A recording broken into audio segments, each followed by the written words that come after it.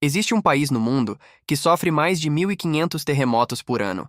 Está situado no Anel de Fogo do Pacífico, enfrenta tufões regulares com ventos que destroem estruturas inteiras e, mesmo assim, tem uma das menores taxas de mortalidade por desastre natural do planeta.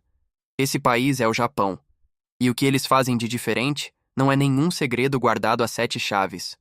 Mas por algum motivo, quase ninguém no Brasil fala sobre isso de forma prática e adaptada para a nossa realidade. Hoje você vai entender o sistema japonês de preparação para desastres, o que eles chamam de Bozai.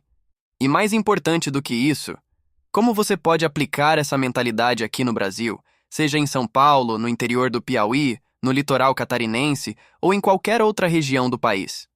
A lógica central do sistema japonês é simples e direta. Quando um desastre acontece, os serviços de emergência ficam sobrecarregados nos primeiros momentos críticos.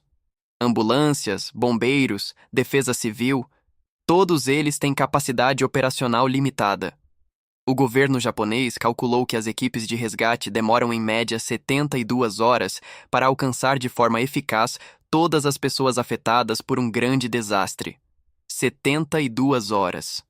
3 dias inteiros. Esse é o número que muda toda a perspectiva.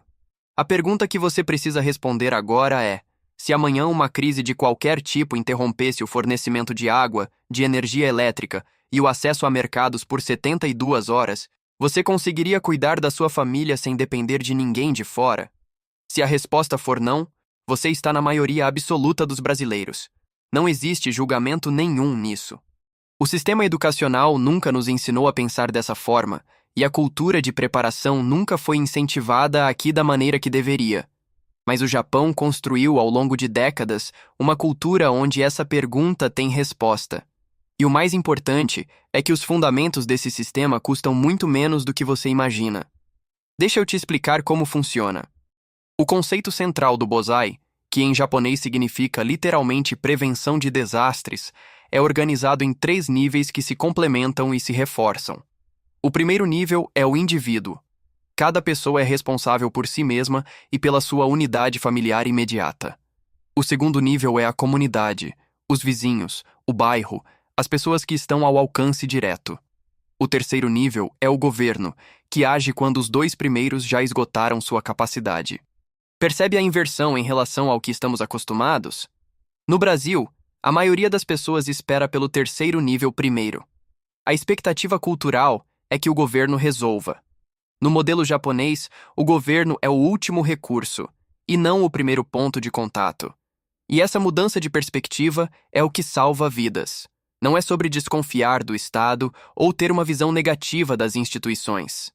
É sobre entender que em situações de colapso rápido, a velocidade de resposta pessoal e comunitária é o que determina os resultados nos primeiros momentos críticos, quando ainda dá tempo de agir. Se você quer continuar aprendendo sobre como construir essa mentalidade na prática, inscreva-se no canal. Aqui você encontra conteúdo que respeita a sua inteligência e vai direto ao que funciona dentro da realidade brasileira. Agora vamos ao conteúdo concreto. O sistema Bozai organiza a preparação individual em categorias essenciais. A primeira e mais urgente é a água. O corpo humano começa a apresentar comprometimento cognitivo sério, com apenas 2% de perda hídrica em relação ao peso corporal. Após aproximadamente 72 horas sem hidratação adequada, o organismo entra em colapso de múltiplas funções. Em situações de estresse físico intenso, esse prazo pode ser ainda mais curto. O padrão japonês é 4 litros de água por pessoa por dia. Não 2 litros, como você provavelmente ouviu em algum momento. 4 litros. Porque, além de beber, você precisa de água para a higiene básica, para preparar alimentos e para situações de emergência médica que possam surgir. Para uma família de 4 pessoas por 3 dias, isso representa 48 litros armazenados e prontos para uso. Felizmente, no Brasil, garrafões de 20 litros são acessíveis em qualquer mercado do país por um valor muito baixo. Não existe desculpa de custo para essa categoria específica. O único cuidado técnico necessário é substituir a água a cada 6 meses para evitar proliferação de bactérias e algas, mesmo em recipientes completamente fechados. A segunda categoria é a alimentação. Aqui, o Japão tem uma abordagem que quebra o que a maioria das pessoas imagina quando pensa em estoque de emergência. Não é sobre comprar caixas de comida industrializada de sobrevivência. É sobre rotação inteligente do que você já consome no dia a dia. Esse princípio se chama mawashi em japonês e significa rotação. A ideia central é que você não constrói uma reserva de emergência separada e isolada da sua vida cotidiana.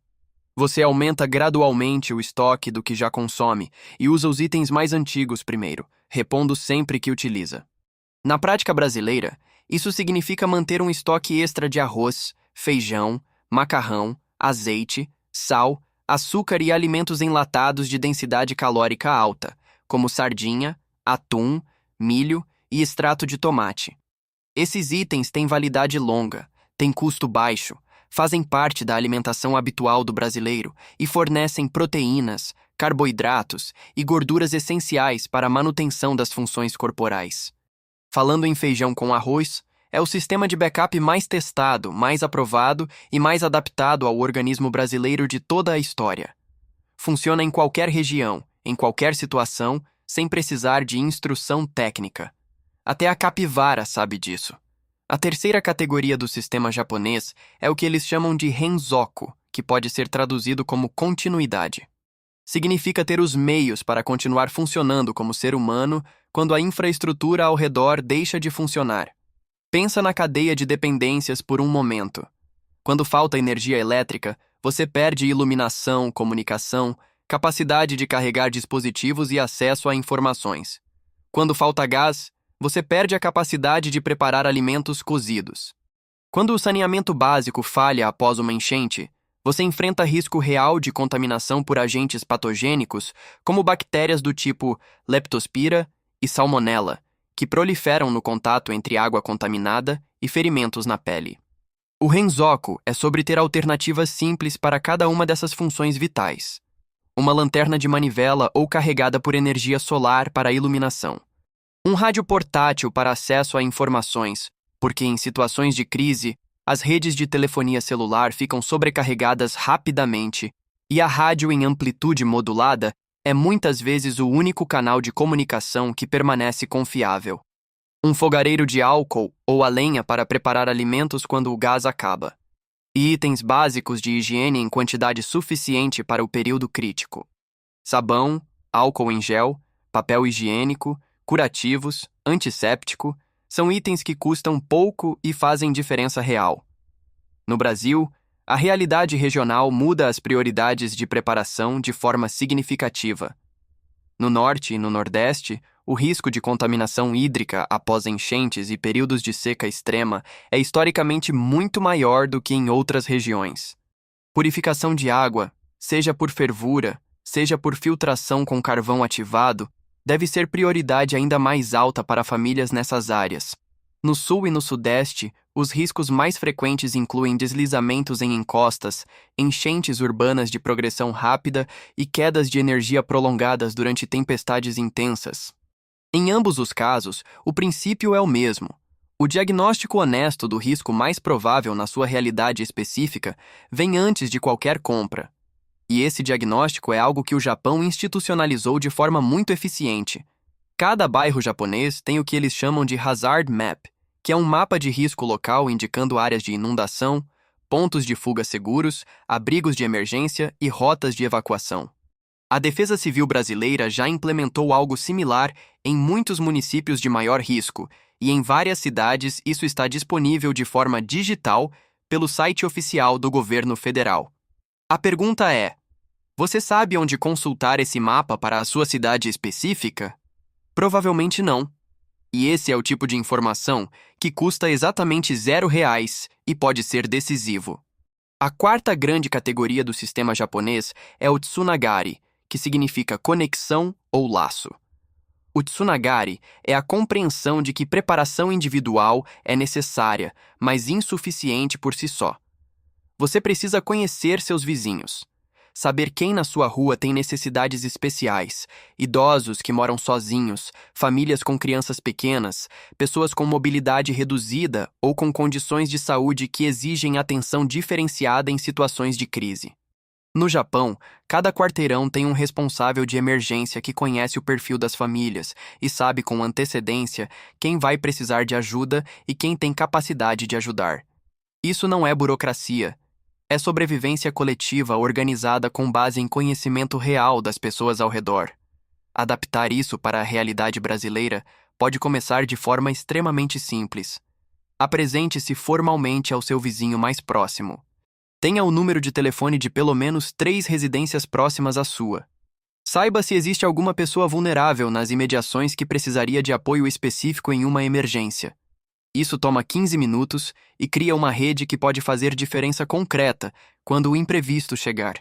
Perceba que tudo que apresentei até agora tem custo próximo de zero. Não mencionei kit tático importado, não mencionei equipamento sofisticado, não mencionei nenhum produto que exige investimento alto. A filosofia do Bonsai começa com o que você já tem e com o que está ao seu alcance imediato. O conhecimento e a organização são investimentos que custam mais barato do que qualquer produto. Preparação é planejamento antes de aquisição. Essa sequência é o que separa quem está realmente preparado de quem tem uma sacola com coisas sem utilidade. Agora vou te mostrar um conceito do sistema japonês que muito pouco conteúdo em português explica com clareza, que é a redundância progressiva. Redundância progressiva significa que, para cada função crítica, você tem pelo menos 2 meios de realizá-la, sendo um deles mais simples e robusto do que o outro. Para iluminação, uma lanterna elétrica convencional e uma lanterna de manivela ou velas. Para comunicação, o celular e um rádio portátil com pilhas reserva. Para cocção, o fogão a gás e um fogareiro de álcool ou a capacidade de cozinhar com lenha em espaço aberto. A vantagem física dessa abordagem é a robustez sistêmica. Sistemas simples falham menos. Quanto menos componentes eletrônicos e peças móveis um equipamento tem, menor a probabilidade de ele parar de funcionar no momento que você mais precisa. Um rádio com pilhas simples é muito mais confiável sob estresse do que um smartphone com bateria descarregada e sinal de rede ausente. Um fogareiro de álcool com combustível suficiente para uma semana sai por menos de R$ 30 em qualquer loja popular do Brasil. Um rádio portátil básico, a pilha custa menos de R$ 50. Você não precisa de equipamento de nível militar para ter redundância funcional na sua casa. A quinta categoria, e talvez a mais subestimada de todas, é o que os japoneses chamam de kokoro no junbi, que pode ser traduzido como preparação da mente ou do espírito. Isso pode soar abstrato à primeira vista, mas tem uma base científica muito concreta.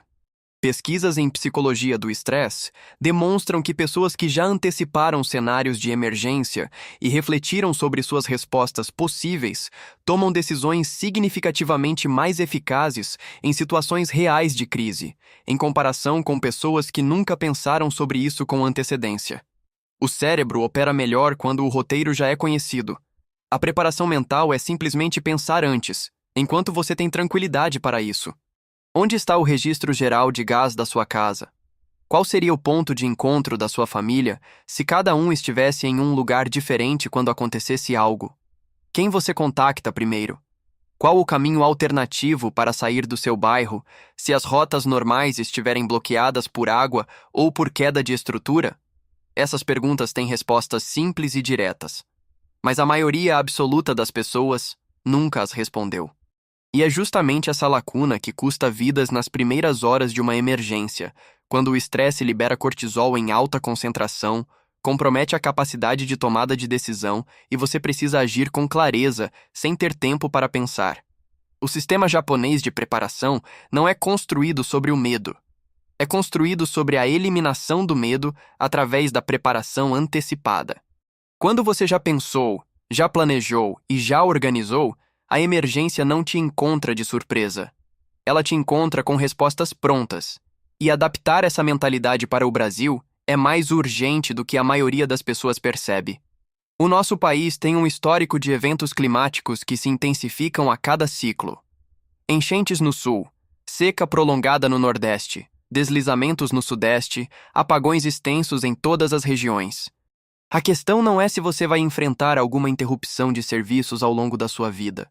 A questão é quando isso vai acontecer e se você vai estar pronto. A preparação sempre fez parte da responsabilidade adulta real. Ao longo de toda a história humana, as comunidades que prosperaram em ambientes difíceis foram aquelas que entenderam que esperar pelo pior sem estar minimamente pronto para ele é uma forma de negligência com quem você ama. Cuidar da sua família começa antes da emergência. Começa com as decisões que você toma hoje, quando tudo está funcionando, quando o mercado está aberto e as prateleiras estão cheias. Porque é exatamente nesses momentos de estabilidade que a preparação é possível, acessível e barata. A tarefa concreta que proponho para você agora é esta. Nos próximos 7 dias, responda 3 perguntas por escrito em um papel físico. Primeira, qual é o risco mais provável de interrupção de serviços na sua localidade específica? Segunda, você tem água, alimento e fonte de iluminação alternativa para 72 horas para toda a sua família? Terceira, você tem o número de telefone de pelo menos um vizinho de confiança que poderia ser contactado em uma emergência? Escreva as respostas em papel. Não no celular, não em aplicativo, no papel físico. Porque se a energia acabar, o papel ainda funciona. Nos comentários me conta. Qual dessas 3 categorias você já tem coberta hoje e qual ainda está mais vulnerável? Isso me ajuda a priorizar os próximos conteúdos para a realidade de quem acompanha o canal. Se esse conteúdo fez sentido para você, inscreva-se no canal Fallout Capivara. Aqui você encontra conteúdo prático, adaptado para a realidade brasileira, sem exagero e sem alarmismo desnecessário. Ativa o sininho para não perder os próximos vídeos. Cada conteúdo traz uma camada a mais de conhecimento que você pode usar para tomar decisões melhores para você e para as pessoas que você ama. Vamos ficar preparados. Até a próxima!